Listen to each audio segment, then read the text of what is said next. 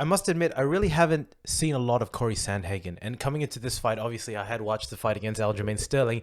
And given how quick that fight was, it was barely enough to get an understanding of Cory. I was really intrigued to see what version of Cory would kind of turn up into the fight. And obviously, this fight, while it didn't necessarily potentially had, title aspirations, it was interesting because if Cory won, which he did, where was he going to go? Because he'd just been beaten convincingly by Aljamain Sterling. If Marlon Moraes won, there was certainly a conversation that he would be potentially next in line after the Aljo Sterling, the Aljo Sterling versus Peter Yan fight, or even maybe jumping Sterling, which would be controversial in itself. But let's play the fight through, and it's interesting because when they call Cory Sandhagen a cerebral fighter, you can really kind of see it. And there's no doubt that, Israel Adesanya has actually mentioned that he sees, that he really loves the style of Cory Sandhagen. And I can see why. A very cerebral fighter. And,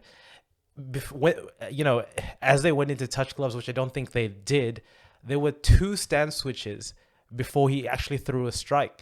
And it was in the second stand switch that he did a leg or a calf kick, which is becoming really popular in the UFC to kind of establish distance. So I can really kind of see how Izzy went, really likes watching Cory because there's a lot of similarities there.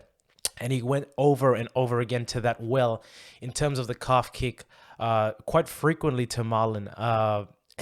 It was really interesting to see the contrast in style. And it's also quite interesting to see how Cory can play real successor in this particular weight division because of his unique dimensions. He is very tall, he is very lanky, and he uses it very well.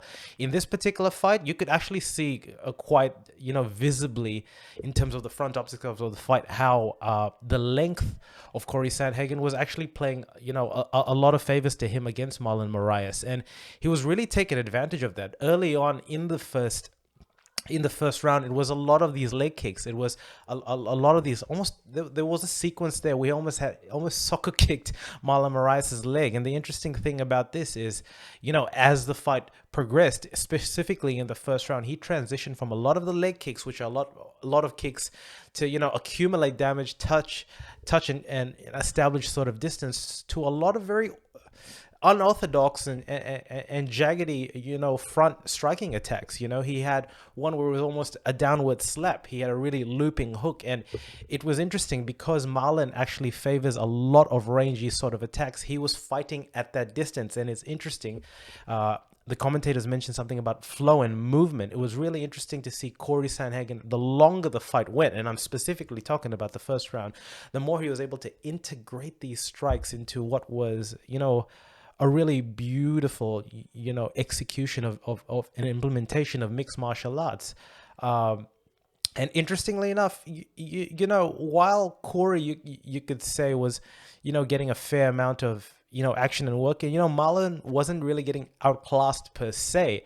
It's just that in those finer nuance and details, you could kind of see that if this went to 5 rounds, that Cory's length, and I keep bringing length because he's able to cerebrally really integrate it in terms of how he fights.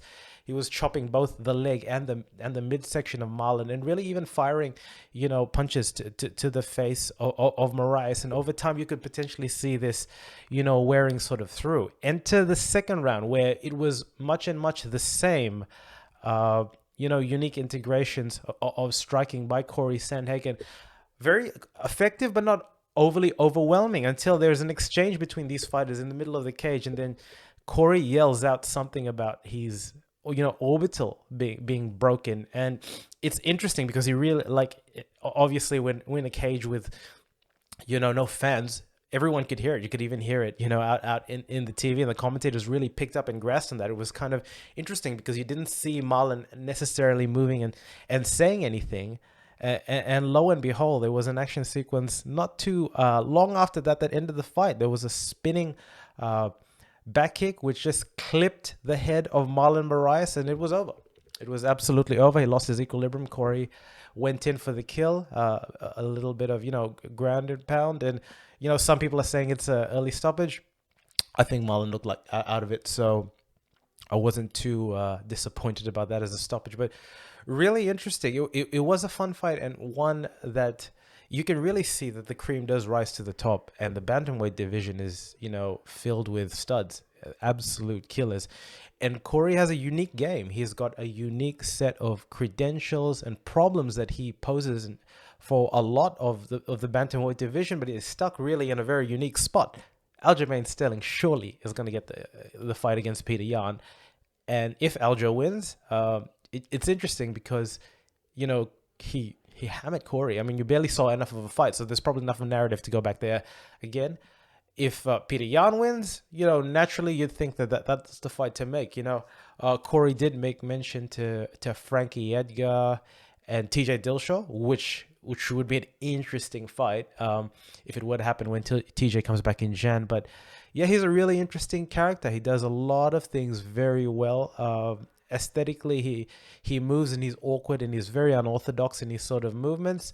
But yeah, Cory Sandhagen, very impressive. And Marlon Moraes, unfortunate, because I would have loved to see that fight go, into the later rounds to see who was going to get, a bit of an advantage on each other. But definitely Cory was sowing the seeds of a lot of frequent damage, and one tends to think that it might have gone that way. But look, guys, that's my synopsis of the fight. I forgot to say it in the beginning, but please subscribe, leave a comment, give us a thumbs up, even give us a thumbs down if you don't like it. Engage. Chat soon.